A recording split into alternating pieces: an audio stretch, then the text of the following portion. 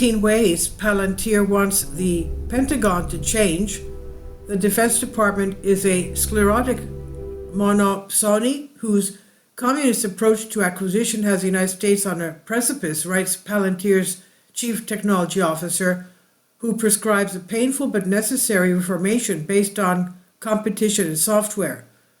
I think we're scratching the surface, says Shyam Sankar, whose company calls itself the first software prime contractor. The other huge opportunity is really on using AI to drive efficiencies, including using technology to supplant human workers and processes that slow innovation and adoption. Shankar recently penned 18 theses that could reform how the Pentagon does business, in explicit comparison to Martin Luther's criticism of the Catholic Church.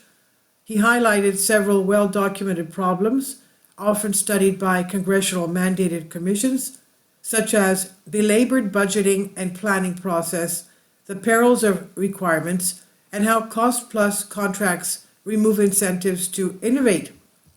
The 18-page document also manages to say the quiet part out loud, demanding the Pentagon and Congress to change its practices with colorful curtness, and one of Sankar's main themes is the need for competition, whether it's companies vying for Pentagon contracts or customers in the Defense Department looking for solutions.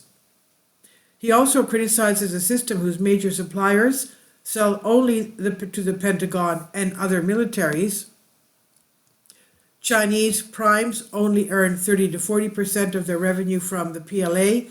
The remainder is commercial. Those cheap products your neighbor is buying on Amazon are subsidizing lethality, which could be used against our men and women in uniform, much the same way that during the Cold War your purchase of an American car, camera, and cereal subsidized America's lethality against her enemies, he wrote. Instead, Shankar writes, the Pentagon should vastly accelerate its purchases from largely commercial companies like SpaceX, whose CEO, Elon Musk, has been tapped to lead a Trump administration government efficiency drive. In September, Palantir stock joined the S&P 500, increasing software and tech companies' share of the index. In recent weeks, Palantir's market value of $137 billion edged out Lockheed Martin's. Defense One spoke with Shankar.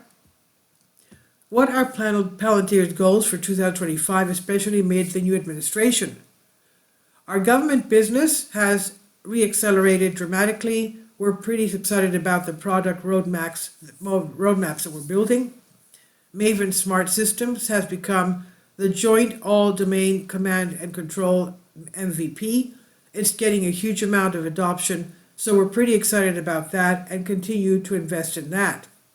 And next question, what defense areas will you expand into?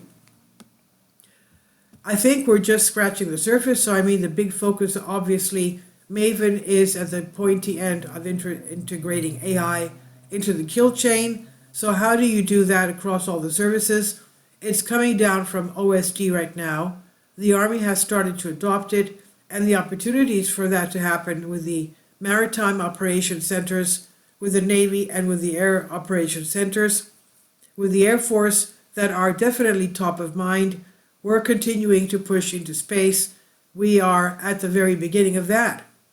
And then the other huge opportunity is really on using AI to drive efficiencies. There's more civilians in the DoD than there are uniformed service members. There are more acquisition professionals than there are Marines. And so have we just crushed ourselves with process?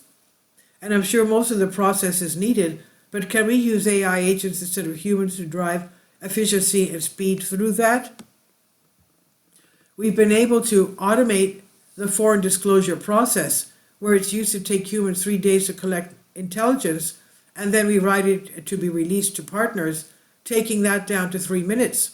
So the obvious benefit there is lethality and being able to share with allies and partners. But I think the other part of this is just makes for a much leaner force. If you look at Georgetown University's Center for Security and Emergent Technology, report on Maven. With Maven, you can perform targeting operations with 20 people that it used to take 2,000 people in Iraq. So that sort of efficiency really drives the ability to hide in a pure conflict. You're much smaller, there's a much smaller footprint, less support infrastructure, and that drives lethality. Next question. Would shrinking the Pentagon workforce, particularly on the civilian side, actually drive efficiency? It does in the US commercial market every single day. We automate an insurance underwriting process where one of America's largest insurers, with 78 AI agents, took the process that used to take 3 weeks down to hours. We have this challenge in government generally. It's not just the Department of Defense, where we view people as abundant and technology is unaffordable and expensive, but that's the exact opposite of how the commercial world looks at technology. They view people as very expensive and technology is cheap as a way of achieving efficiency and effectiveness. I think a lot of what's become the monopsy, that's what really speaks to the heart of the defense reformation. Like, why do we have the system we have? Well, I don't envy the position of being the department. Being the sole buyer for a thing is very hard. At some very fundamental level, you believe in free markets or you don't. And what we have is certainly unplanned process. So it's like the work of communism, really. A central planning process is not actually planned.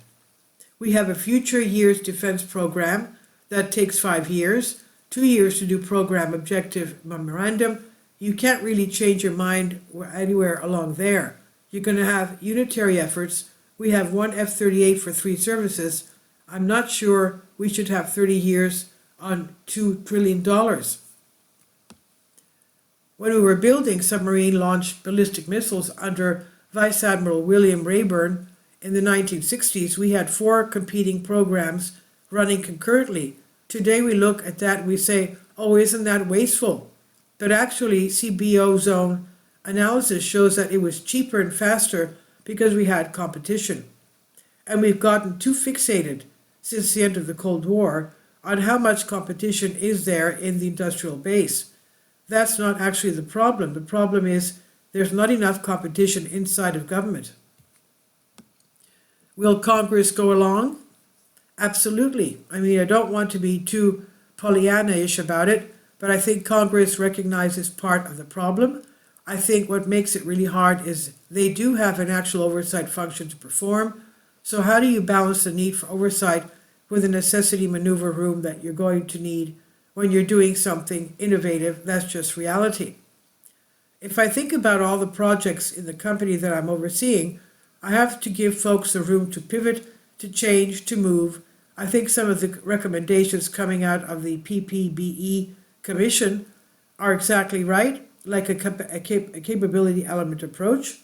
Rather than a program element approach, we're going to resource counter UAS as a category, and you're going to have the freedom and flexibility to move and adapt within that. And what do you most want the Pentagon and Congress to hear? The first one is that monopsony is the problem. That is, monopsony, psonia in Greek means shopping. Mono shopping, shopping from very few suppliers, right? So monopsony is the problem. He says you can look at your industrial base as a monopsonist. You get the industrial base you deserve. It really is all your fault. So you have to change your behavior that you're incentivizing and how you're organizing yourself to get what you need. Stop blaming the prime. Stop thinking like some process is going to fix this.